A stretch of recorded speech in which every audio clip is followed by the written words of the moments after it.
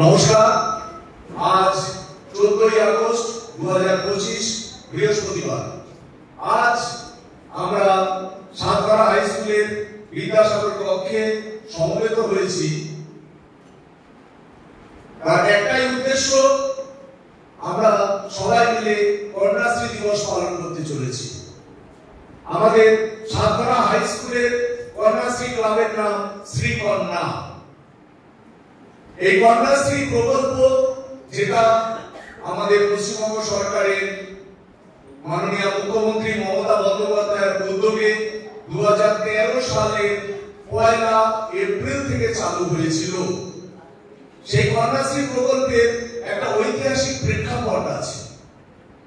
একদম প্রথম থেকে বলতে গেলে, আমরা যদি বৈদিক যুগের কথা ভাবি, বৈদিক যুগে নারী এবং পুরুষ সমান সমান ক্ষমতা ভোগ করত।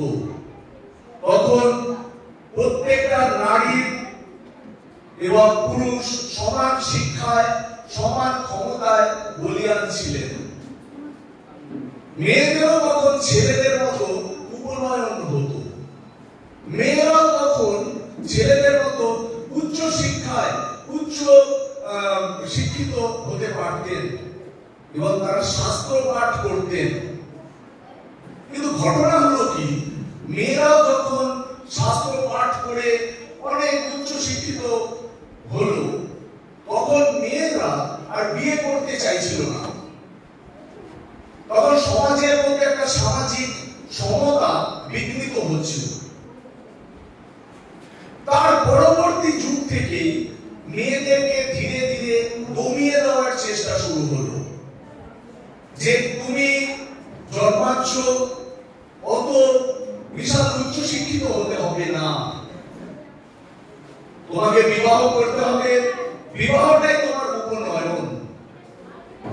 মানে বৈদিক যুগের পরবর্তী যুগ থেকে সামাজিক চাহিদায়, সামাজিক বিভিন্ন বিষয়ের সমতা বিধানের জন্য মেয়েদেরকে অবমূল্যায়ন করা শুরু হলো। আমরা জানি বৈদিক যুগ এবং বৈদিক যুগের পরবর্তী বিভিন্ন যুগে বিভিন্ন নারী যারা উচ্চ শিক্ষিত ছিলেন, লোপামুদ্রা, গার্গী, মৈত্রেয়ী, মমতা, ঘোষা, এনারা তখনকার দিনে বিদুষী নারী ছিলেন, যারা শাস্ত্রপাঠ বা বিভিন্ন বিষয়ে অত্যন্ত উচ্চ শিক্ষিত ছিলেন। কিন্তু তার পরবর্তী যুগে আমরা বিদুষী নারী হিসেবে জাস্ট কয়েকজনের নাম আমরা বলতে পারবো, যেমন বিদ্যা, রাজিয়া সুলতানা, নূরজাহান, এবং পরবর্তী সময়ে কাদম্বিনী গাঙ্গুলি, চন্দ্রমুখী বসু, সরোজিনী নাইডু, অরুণা আশরাফ আলী। ব্যাস, তারপর ধীরে ধীরে বিদুষী নারীর সংখ্যা আমাদের সমাজে ক্রমহ্রাসমান হয়ে গেল। তার একটাই কারণ, যুগে যুগে আমাদের পুরুষ শাসিত সমাজে নারীরা নিষ্পেষিত, অবহেলিত, উপেক্ষিত, নিপীড়িত এবং সর্বোপরি অন্যসুলভ ব্যবহৃত একটা প্রাণ হয়ে উঠল। নারীদের এই করুণ সামাজিক অবস্থা থেকে উদ্ধার করার জন্য আমাদের পশ্চিমবঙ্গের প্রথম মহিলা মুখ্যমন্ত্রী মাননীয় মমতা বন্দ্যোপাধ্যায় এই কন্যাশ্রী প্রকল্পের সূচনা করেন 1913 সাল 1 এপ্রিল। আমাদের বিদ্যালয়ের একটা আলাদা প্রেক্ষাপট ছিল। আমাদের বিদ্যালয়ের প্রেক্ষাপটটা হলো, আমাদের স্কুলগুলোতে অনেক ফ্যামিলি থেকে মেয়েরা পড়তে আসে, যাদের আর্থসামাজিক পরিস্থিতি খুব দুর্বল। তো বাবা মায়েরা বাধ্য হয়ে 18 বছরের নিচে তাদের মেয়েদের বাল্য বিবাহে বাধ্য করে। এর ফলশ্রুতি কি হয়? এর ফলশ্রুতি স্কুল ছুটের সংখ্যা বেড়ে যায়।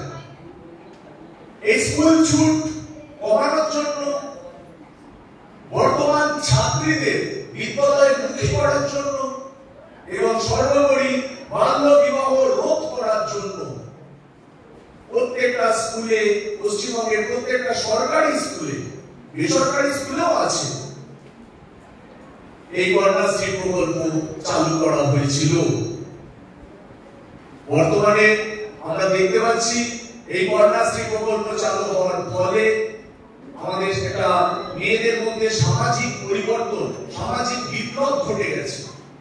স্কুল ছুট কমে গেছে, বাল্য বিবাহের হার অনেক কমে গেছে এবং সর্বোপরি আমাদের যে সমস্ত ছাত্রী আছে বা সমাজে যে সমস্ত কন্যাশ্রী আছে তাদের মধ্যে হীনমন্যতাটা অনেক কমে গেছে।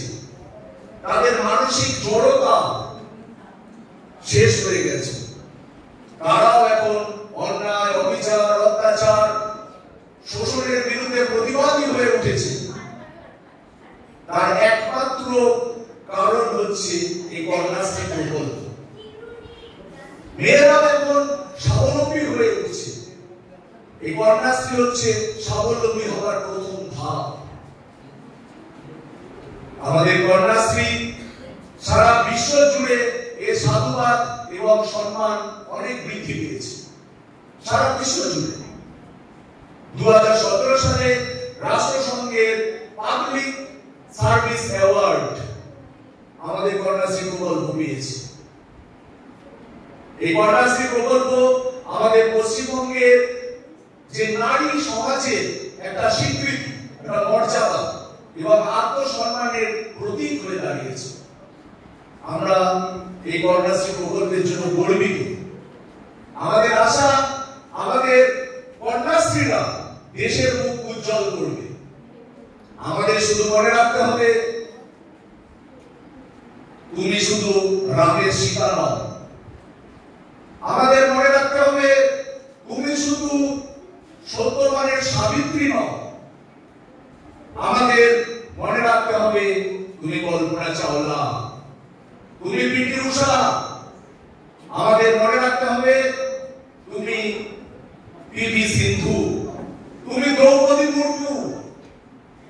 আমাদের মনে রাখতে হবে, তুমি ভবিষ্যতের উজ্জ্বল তারকা। নমস্কার।